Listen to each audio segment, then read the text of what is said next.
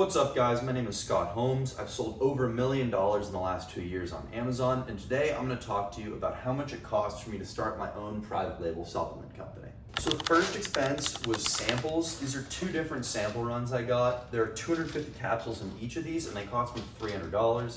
Super expensive, I know, but the reason they're so expensive is because it's really expensive for the company to just make 250 capsules rather than 6,000 or 10,000, 50,000, what they would normally do for actual production run.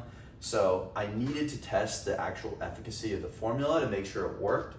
So I had to pay the $600 for these 2 sample jars. So the second expense was Shopify. That's both the domain and the Shopify subscription. Had to build a direct-to-consumer website. Even though I'm focusing mainly on launching this on TikTok Shop, I think long-term Shopify and Amazon will be huge. So I built the Shopify website. I'll throw it up right here. And that cost me $139.32. Next up, we have product label design. Obviously, you need to have great label design on your product to sell it. So I had to spend $174.02. This is just the amount after taxes. I paid someone on Upwork. I think they got a pretty good, clean initial design. I'll throw it up here. Obviously, I'll tweak it over time, but for right now, I've spent $174 on it. Next up, we have an absolute essential, an LLC.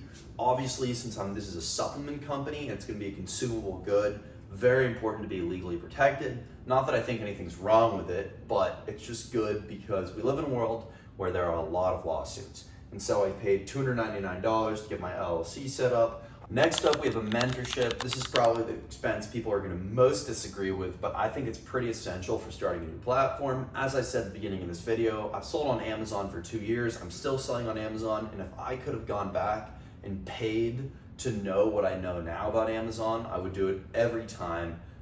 Being able to buy knowledge rather than having to learn it the hard way is a big belief I have. So I spent $3,750 on a TikTok Shop mentorship, and it comes with a $10,000 revenue guarantee, which if you do the math, I'm expecting to run a 40 to 50% margin, so I should make $4,000 to $5,000 off of the first $10,000 revenue guarantee, so that should more than cover the cost of the mentorship.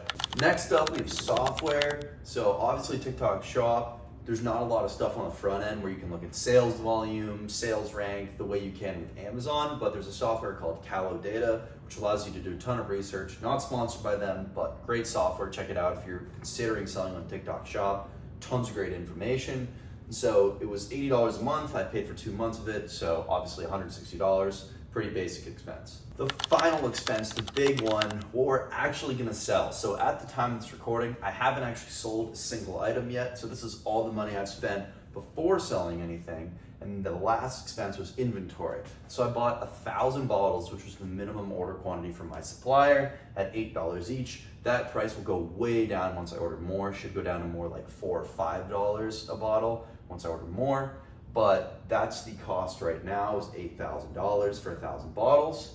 With this inventory expense, this brings our grand total spent to $13,122.34. So this is the total spend, how much it cost me to start a supplement company. If you're thinking about starting an e-commerce brand, I really wouldn't recommend supplements just because of the minimum order quantity and then all the stuff you kind of have to get it started. I would start with something smaller like t-shirts, sneakers, whatever it might be. If you like videos like this, you like full breakdowns, you like case studies, whatever, please comment below. I'd be happy to do more stuff on business basics and the breakdowns of the different economics of businesses I've tried and that I've had success with.